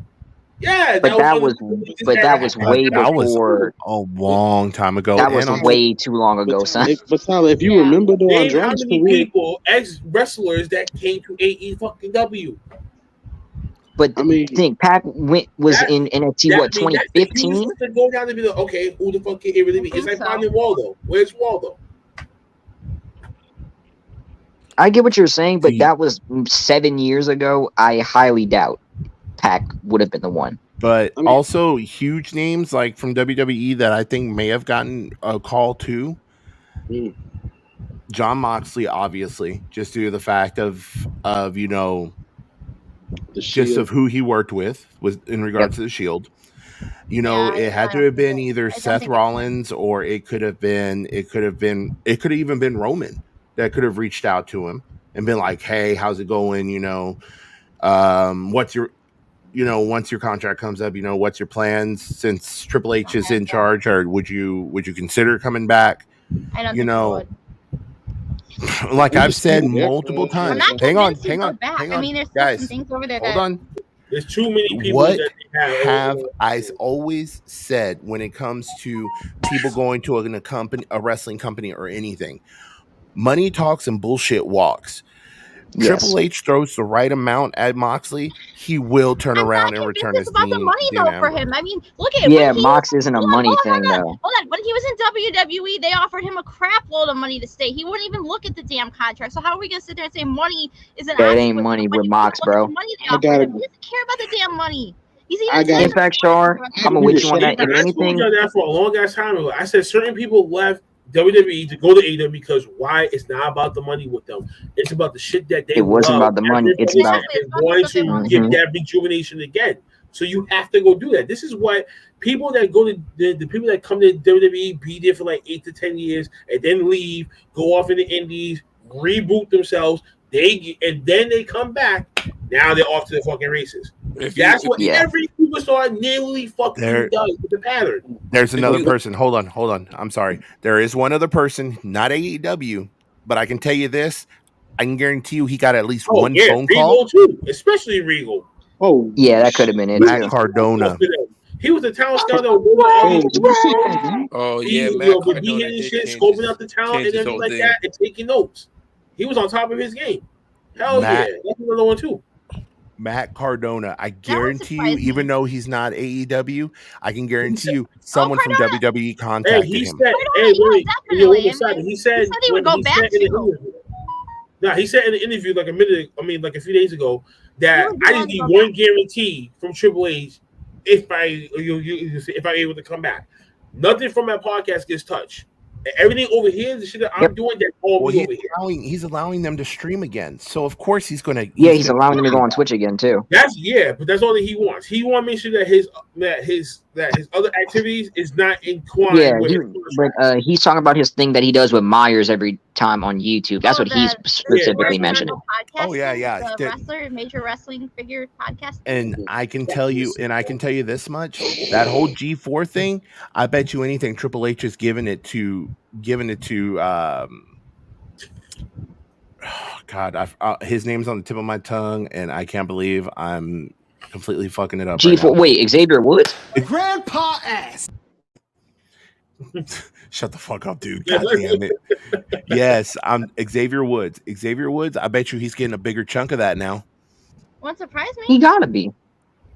Well, now that Triple H is in charge, he is definitely giving him a bigger chunk just because, you know why? As long as you put the WWE name alongside your name. Never going back to WWE. Miro made that very cool. Miro, that's actually a good shout as well. What I think is funny now, and Cyber, this is hilarious to me. Okay, what's up? This is obviously regarding AEW news. MJF was getting ready to sit at home and bank on the fact Vince was going to throw him basically the boatload, and now Vince is gone. Right? Yeah, I'm sure Maxwell. I have not see that coming. I have not seen anything lately in regards to how Triple H feels about MJF. No, nothing. No. It's like Triple H has no not opinion on MJF. It's weird. It is. Because normally he has opinions about everybody, especially But when he has no opinion on Maxwell. No. So I bet you anything he's going to use the remaining time on his contract to get Triple H's attention. Probably. But this is what makes it worse. Sign me. It got reported. I think it was today. Expect MJF back somewhat soon, which probably means in the next few months. I say give it a couple months maybe, because who knows when he's gonna actually show up. It depends on. It's going to probably be after the unification. I mean, but guys, I wanted to say this a little while ago. I have to agree with Shaw on this one. I don't see Mox ever coming back to WWE unless he had too many. His issues were with people in certain positions. Kevin Dunn. Unless the only way the fact Kevin Dunn was there. He hated having to talk to Bruce Pritchard every couple weeks. He hated the head of the. He hated the head of the medical team, and the head of the medical team hasn't been touched at all. It's like, bruh. The only way Jonathan Good will ever come back to WWE is unless the he said the government for a Hall of Fame induction, maybe. That's the only way. Because what they gonna have Moxley do in WWE? What, you gonna reform the Shield again? Yeah. Everyone says that. But also too, you've got to look at it. Every person. That's about it. Every person he's had a problem with is gone. The best person of each. Pritchard isn't gone. He's still doing like talent stuff. Kevin Dunn hasn't gotten. Dunn hasn't gotten fired yet. He hates Kevin Dunn. There's an expiration date on them. Trust me. Triple H and Stephanie McMahon aren't able to get on that right now. Hold up. Head of the medical team has been there for the past 8 years and hasn't gotten touched. Yeah. All I know is if Moxley comes back, I think he would have to be able to have this same character that he has now. He can't go back to what he can't go back to Dean Ambrose. It would have to be a Cody Rhodes type of debut in a kind of situation like he has. Exactly. You can't have him go back to the audience and shit like that, doing what he did before. He has to have Death Rider and shit like that. He's back. That's it. That's all that we need. Give him exactly his character, the way that he wants. No changes. Creative freedom, no scripted promos. Let him unleash on the mic by himself because he doesn't need the script. So I mean, give him all that stuff. Oh, also, Cyber, I got another truth bomb for you too, Mav.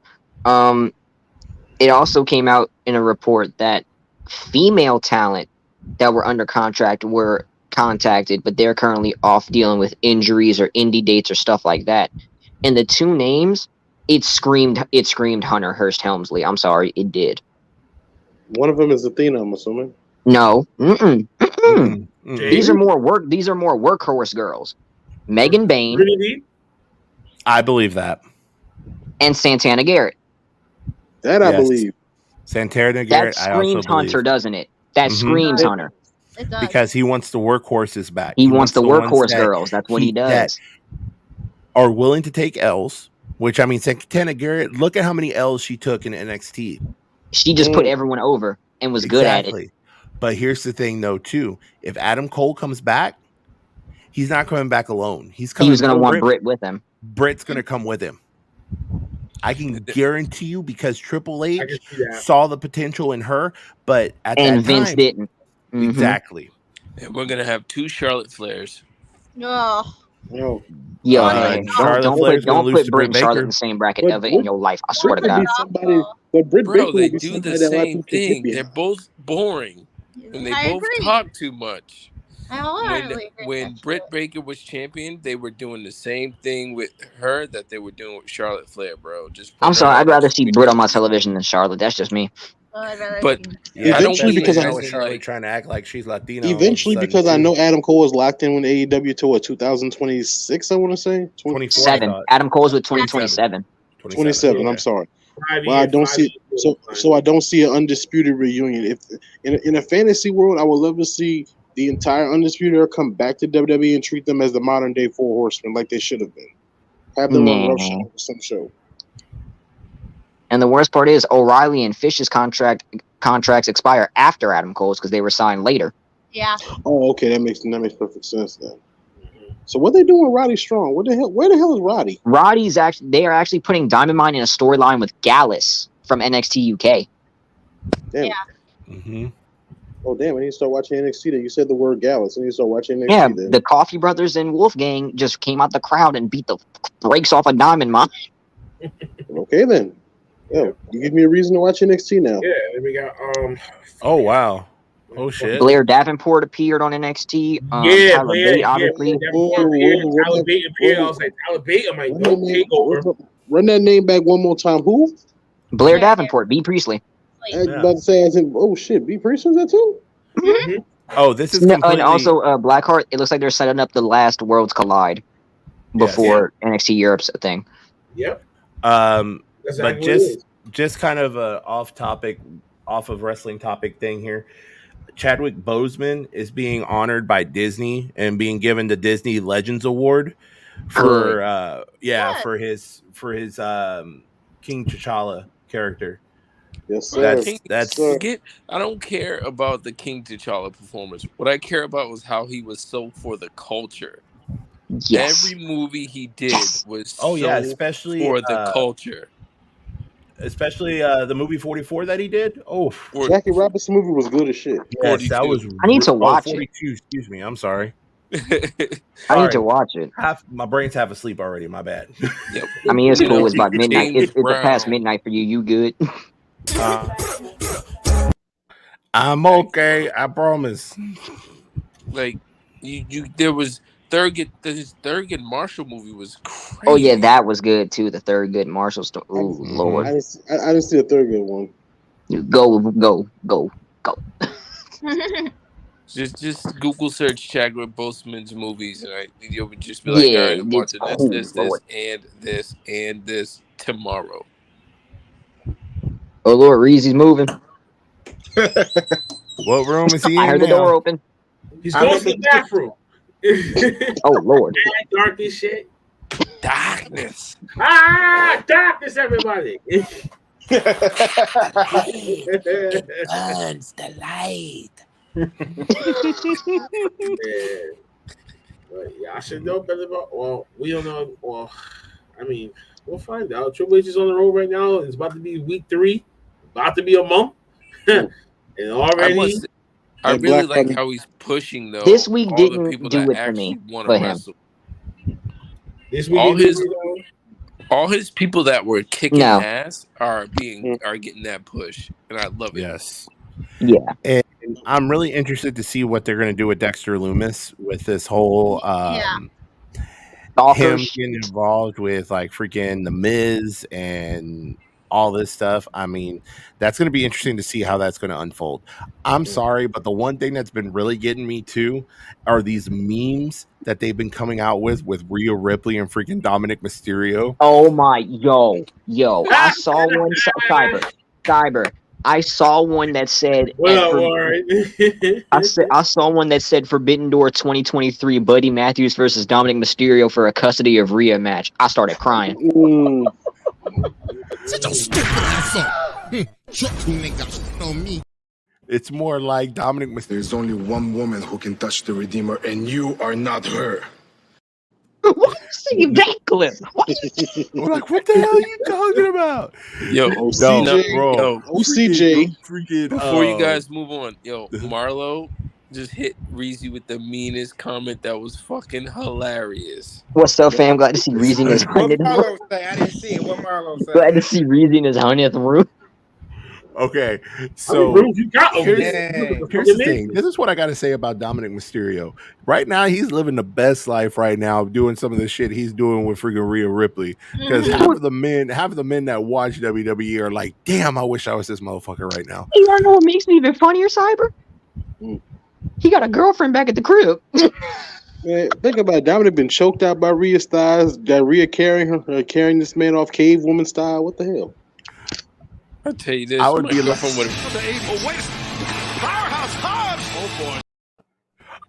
This is how I would be approaching it. If she was doing that to someone like me, the first thing I'd say, dear Lord, you can take me home now. Let's go.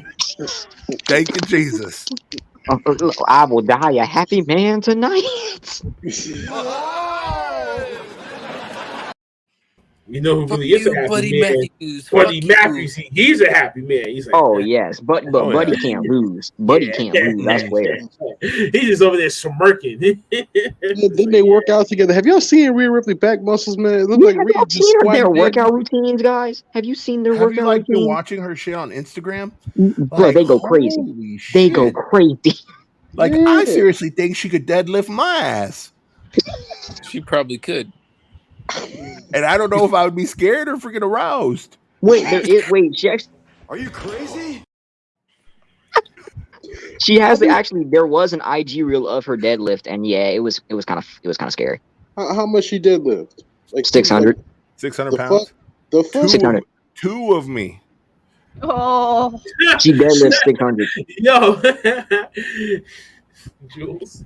If she deadlifting that, she probably curling me.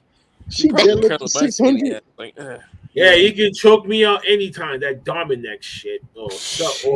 Dominic. Oh my God, they gotta shit. stop. I think they got. You know, Dominic got to be like, yo, just. Hey, Rhea got that all black leather. Think about it. Rhea got the all black lipstick. She got the black leather on. She's choking motherfuckers out with her thighs, man. Come on now. There was one photo from Monday Night Raw of her walking around the ring, and just the way that her body looked, I was like, yo, I would hate to be getting in that bed with her and be like, oh, what? Shit. I would have been like, yo, listen, man, someone's going to get hurt tonight. And it ain't gonna be her. And it ain't gonna be. And she responds, "It ain't gonna be me." It's not gonna be her. Dead ass. You gotta feel bad for Buddy Matthews though, because you know he ain't never on top of Rhea ever. Buddy Matthews. I'm sorry. Hold up. I'm gonna say first off, Buddy Matthews probably don't care. Second off, Buddy's 6'2", 230, bro. Let's not. Like, he has put on a lot of muscle since he was already buff, and then he got more buff. I'm like, bro, what are you? That man said I ain't 205 no more. Shit, fucking 205. He said, "F the weight cuts, I'm going in." Man, Buddy, I don't believe Buddy Matthews is ever 205. No, he would weight cut. He would weight cut like he was in MMA. Yeah. Okay. And Shara over there looked like she about to blow a head gasket about that whole John Moxley talk. He loves her Moxley. Talk about that whole shit going into next week. I'm just. Nah, see, Dean Ambrose. See, I'm gonna say this shit, y'all. I love Tony Khan and I love AEW, but damn it, why would you give away a big money match like this on free television? That pissed me off. Like, wait, you want to know why? Wait, KB, I already told you earlier. It looks like they just want to run it back at All Out, no matter who loses. Again, I asked this question: why? Or triple threat, and then you insert MJF to the mix. Not they. Apparently, it's just straight up. They just want to do it again, which might mean some sort of like double count out finish. That might mean like a double count out leads to like a street fight or something like that. I mean, or a cage match or something. Or a cage, yeah. If that is the case, because they've been going at it running around the arena beating the shit No, out of that's each why I other. said like a street fight, or maybe they want to do it like a falls count anywhere type thing. Little brother, if that's the case, then this will be the first AEW pay per view I missed in the course of 1 year. I would not order all out. I'm sorry. If they ended to a finish where no one lost and then went to like a street fight. I don't believe in rematches like that. You're gonna give me the same match I just saw. What? But if there's no winner, there has to be a rematch. That's the problem. What a waste of his title reign, though. I mean, come on. It's just like a fucking waste. Like, I mean, for what? If Just there's to have gonna him, be a like, third not match, it finish should. next week just to go into All Out to have Punk go over it? I mean, Exactly. Hold up. what the hell? Thank you for bringing it up. That means his whole title reign was nothing but a freaking waste of time anyway. So what? Here's why the term interim is used in that promo on Wednesday. Yes. And how it's temporary. Means temporary. And like Ric Flair has always says, in order for you to be the man, you gotta beat the man. Beat the man. So we gotta wait for his ass to beat the motherfucking man in order for him to become the real. Even with I'm all for heel Punk, I'm glad y'all are mad. And you know what the killing? And you know what the killing part is? I'm sorry, I don't mean to cut you off, man. But y'all know what the killing part is? It's like 11:51 right now. In about 9 minutes, we'll officially mark 1 year since CM Punk came back to professional wrestling. And look where we are a year later. I feel like around on one leg, had one title reign that only lasted 3 days. Well, literally a week. And he had a great rivalry, grudge series of matches with MJF. I just honestly feel like with CM Punk or with anyone in general, once you get injured and you're the title champ, that belt should just get relinquished. I mean, like, especially if you're gonna be out at a long time. I said that already. There should be no interim. I'm about to say that. I'm about to say that's. I mean, that's been said by multiple people, Mav. The problem is, if you haven't noticed, Tony is treating this specific company like it's a true combat sport. He's literally taken the UFC formula and applied it to pro wrestling. It's fucking bullshit. It's biting him in the ass. Like masturbating on an airplane. Because it's definitely not right. The way that Mox has been like killing it, there should have never been no such thing as interim with him. I agree with that. This wasn't the time to do it, but at the same time, he shouldn't have also done it with the whole Cody Sammy debacle. And that's what really started. And it sucks too, because even if he does win in his home state next week of Ohio, I mean, what is it? It's going to be like a 10-day title reign, and then it goes back to Punk. Like, hello. Like, I'm hoping it genuinely there's just no finish or someone interferes or something, and then it leads to like a legit like falls count anywhere street fight type thing. And even then, I'm not convinced like any Punk could even go over in those kind of matches too, unless it's like a. Yeah, you're not. If that happens, put your money on Mox for winning it, because ain't no way Punk about to win no street fight against Moxley, bro. No, absolutely. But watch what would happen. They'd make it a street fight, and Tony would have CM Punk booked to go over him anyway. So There's no way. A match like that favors it's not Mox. believable. Mox is in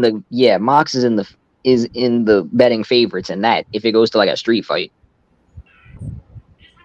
You would think, but I mean, with the way Tony's been booking everything and with how much he loves Punk, I mean, it wouldn't surprise me if he had booked him to go over him. What you could do is, Tyler, this is my violence coming out. What about Mox versus Punk lights out? Well, if it's lights out, the match doesn't count. No. Right. And then if it's lights out, the match doesn't count. Yeah, it's unofficial. Then you're it's unsanctioned. You can't put anything on it. So if he wins, right, is he still interim, or does it just say he's wait, Mox? No, if Mox wins, it's undisputed world champion. Yeah, so then this little interim title reign counts. No. They would merge now into a new. They would merge it. They would merge it. They would merge it. Title reign starts when he beats Punk. Like if he beats Punk at like whenever he wins, then that's when the reign would count. It doesn't count for the interim stuff. No, Char. It's the same way the UFC treats theirs. If an interim champion wins and becomes undisputed champion, the reign get merged. On Team Char tonight because this is exactly what the hell she said. Mm-hmm. Thank you guys. Like, I mean. Yeah. I'm so over Punk. Like, I mean, seriously. Any chance Hangman? That could also be fun. professional dickhead. I'm like, why not make it a fatal 4-way? Add MJF to the mix. How about we give MJF his one-on-one shining moment that he's been long overdue for? You let him win the title. But no. I said one-on-one, not fatal 4-way. One-on-one. You want to wait till full? You want to wait till full It's gear an or easier Revolution? way to get a belt off Full of someone gear. until you do it in clean one-on-one. That still sabotages someone else. You can still do it in the fatal 4-way. Just that person can say, "I never officially lost. You pinned that person. You didn't beat me. I won my rematch."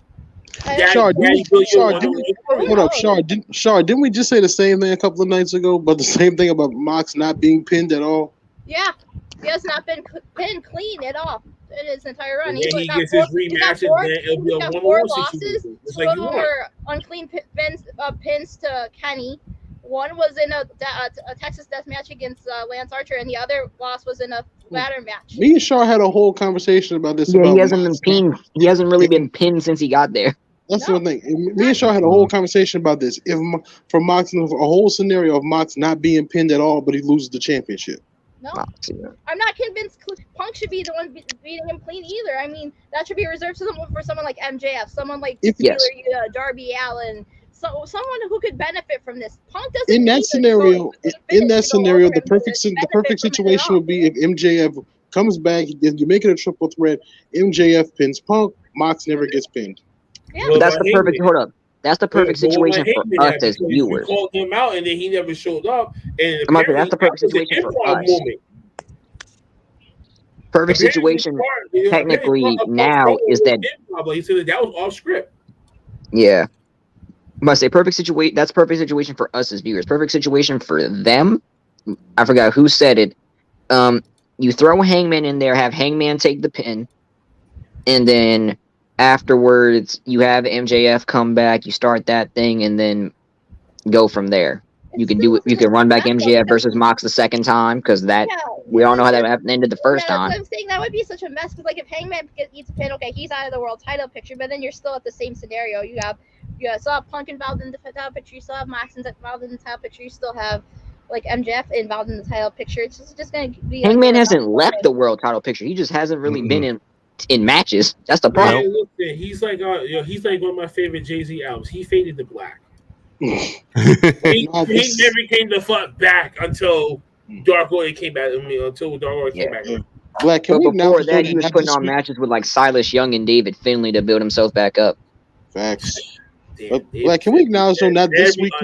Very underrated. But Black, can we acknowledge though that not this week coming, but next week coming is going to be a long ass week of wrestling because you got Raw on Monday, you got NXT Tuesday, Dynamite Wednesday, you got Impact on Thursday, then you got Rampage and SmackDown on Friday. Then you got New Japan Strong. Which I'm going to be Japan Strong as well. Clash of the Castle on Saturday and All Out on Sunday. God damn. I'm going to be at All Out on Sunday. That is a lot of freaking. Hangman is too busy shopping for butterfly denim. That's the following week. That's in like 2 weeks. Not this week, but next week. Yeah, in 2 weeks' time, it's gonna be one hectic ass Labor Day weekend. Mike just said Hangman was too busy shopping for butterfly denim. He got the butterfly denim. Do you? Yeah, you see some damn jeans that he had on. I was like, that's suspect, bro. That's sus. Maybe that's his how wife had to put him up for that, bro. His wife had to put him up to that. Maybe that's how they wear it in Virginia. We don't know. Maybe they got men walking around with butterfly jeans in Virginia. We don't know. Nah, his wife had to play a part in that, bro. I refuse. Dustin. Wait, Dustin and Claudio. What next week, it got announced on Rampage. Rampage. It's just a workhorse match. Oh, okay. Yeah, they're literally just gonna go at it, and I'm here for it. Okay. Ladies and gentlemen, we actually have the finish line of this episode. We thank everyone. We thank all y'all in the audience for actually staying in here, giving us y'all time. Make sure you still do us the biggest favor. Hangman lost a bet. Like, share, subscribe, be notified, leave a comment below. Let us know what you think about this episode, previous episodes, future episodes coming. CNC Connection tomorrow. They got Hill Liz joining them tomorrow. Them, I'm a tool. Char, everyone else. Everyone else will be next week. Next week, also on Thursday, we're back with WrestleNary Season 2. WrestleNary champion Mike De Niro of the Wrestling Glory podcast will defend his title against Noah. Yes, Noah is the very first person. Going to be facing off the champ, so we'll see how that goes. Last week was wrestling, of course, this week, and next week, a brand new CNC connection for next week as well. But majority of the Boston team will be at ICW's Pit Fighter Deathmatch Tournament. That's be Saturday, so we'll have a vlog probably up by Monday, the latest of I guess that particular weekend. But yeah, we got jam-packed couple of weeks coming up in wrestling, y'all. So like what you like, don't watch that what you don't like. Shout out to everyone out there in the world, the squad here, everyone else. So share the support, buy the merch. Y'all know how it is. And I'm gonna pass it over to these guys.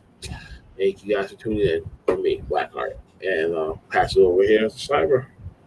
All right, guys. Thank you so much for watching. As always, we do appreciate it. You can follow me on all my socials at CyberYeti, except YouTube, CyberYeti at 2016. Also, too, next week I will be out for the recap show. Fortunately, my other job is making me work late, so unfortunately, I will be out for that. But I will be. I should be back for the following week. So, thank God. Oh my God. Okay, thrift shop, bling, drip, whatever the hell you want to call yourself. Hey, don't You need to disrespect the calm man, down Drip. over there. You need to calm down over there. You look like you're about to go do a hit. He's looking like he's about to go do a hit right after this. What's his Man, he looks like he's about to go walk his damn trash to the curb before he goes to bed. What the hell are you talking about? Trying to take a hit. Take a hit of what? Cyber. I'm sorry to say, but on Saturday. I don't walk to the curb, bro. Don't walk to the curb. We go right to the dumpster on the side of the building. That voice crack was crazy. I know that voice crack was a little. But man, anyway, it is what it is.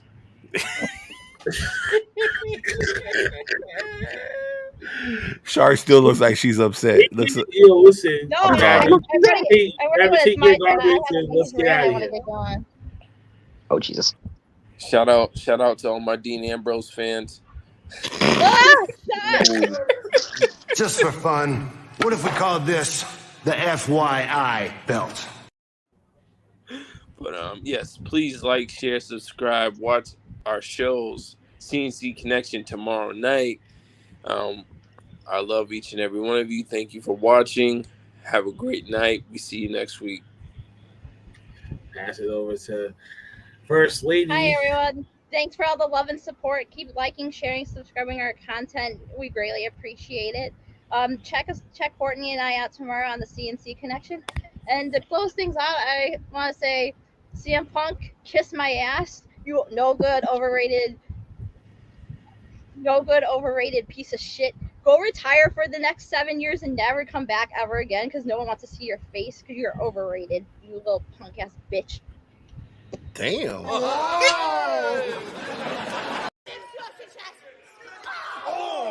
God! I love it. Savagery. She's back. Love it. Yes. KB, go, Mr. Fluffy. Yeah, I appreciate that. Thank y'all for joining us tonight, Blackheart. Thank y'all once again for having me. I appreciate y'all putting up with me and my craziness tonight. Like, comment, subscribe. You know the vibes. Find me on Twitter at KBBrown72.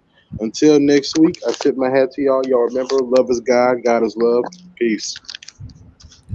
And I'm going to toss it over to my favorite gargoyle in the world. Hey, there's no need for that kind of talk. Mr.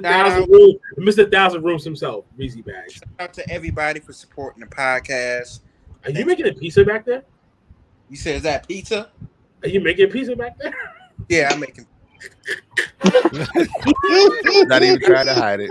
How the fuck am I able to see that? And that was like, wait, what the fuck? Oh shit! Homemade. Ew.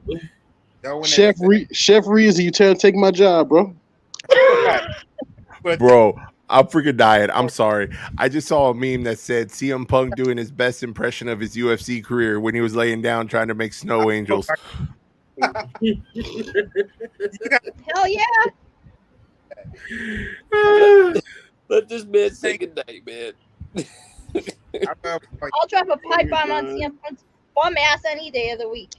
Hey, get your bum ass on my site. Home run.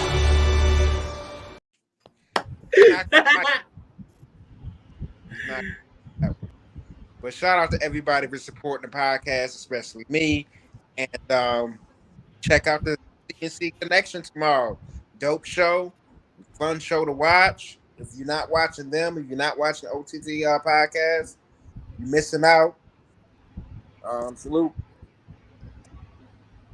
No, but that leaves our favorite guy, the prodigal son, The caramel drizzle, the king of caramel drizzle.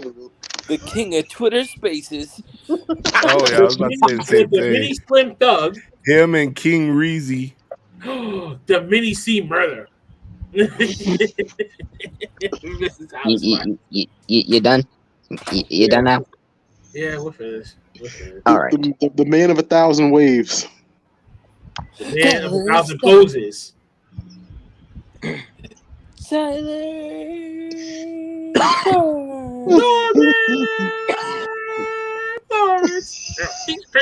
man of 1,000, Tyler, the man of 1,000 waves. Too many ways. The man of 1,000 eye rolls. Too many shades.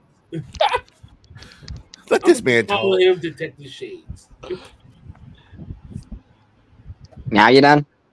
I'm sorry. All right. Damn it, that's my last one. That's the last one. Whoa, I didn't. Whoa. See, I didn't even say that, yo. I didn't even say that, G. I didn't even say that. That was one of them that said it. That wasn't me. They can't let that one go. See, I let that one go. I let that one go. That one was me. I let that one go. We don't need to be doing that to this man. Come on now. As I was trying to say, make sure to share this everywhere you can. Like, comment, subscribe. Feel free to hit me up on Twitter at TylerStarks27 for anything else that we didn't cover. I can cover that with you on my own. Also, since Shaw want to go on a rant about CM Punk, fuck you, Chris Jericho. You never been shit. Retire while you can. You got the nerve to call Eddie Kingston street thug when the only street thug you know is your wife. Keep that to yourself, G. Anyway. Oh, shucky, ducky, quack, quack. I'm sorry. I've been holding that in. I'm sorry. I held that. Tyler bringing that light skin energy. I'm sorry. Tyler, I knew I liked you, bro. Sorry. I'm sorry. I've been holding it in for a long time. I had to get it. I'm sorry. But yeah, make sure share this around because we appreciate any support we can get. And while you go, remember, the revolution is televised. And always brush your waves. Yeah, boy. And of course, our favorite E-Deuce Club, we can't forget about this guy. You know what I'm saying? He's one of the hardest, he's one of the pancreases of this podcast. So you already know this is for you, E-Deuce.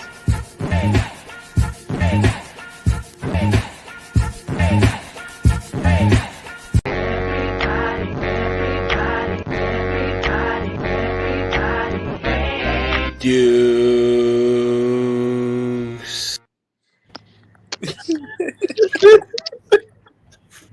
That shit never gets old. It doesn't. I'm done. Folks, we out of here. Cash Sharcy and Queen Courtney Hill with us tomorrow. Well, yeah, tomorrow for the CC Connection. You'll catch some of us next week. If you don't, you're missing out on a lot of shit, B. And what did STLU say? Top guys and gals out.